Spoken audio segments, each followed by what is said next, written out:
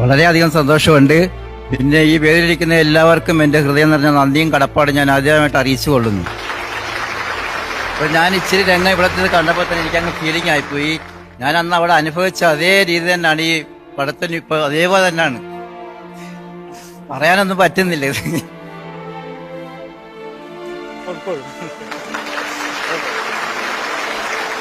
Kunjami sir എഴുതിയതിൽ പിന്നെ ഞാൻ ഒരുപാട് വേദികളിലൊക്കെ പോയിട്ടുണ്ട്. ഒരുപാട് നല്ല കാര്യങ്ങളൊക്കെ എനിക്ക് കിട്ടിയിട്ടുണ്ട്.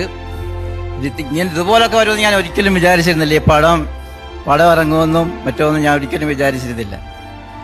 പിന്നെ ഈ പടത്തിലുള്ള എല്ലാവർക്കും എൻ്റെ ഹൃദയം നിറഞ്ഞ നന്ദിയും കടപ്പാടും ഞാൻ അറിയിച്ചുകൊള്ളൂ.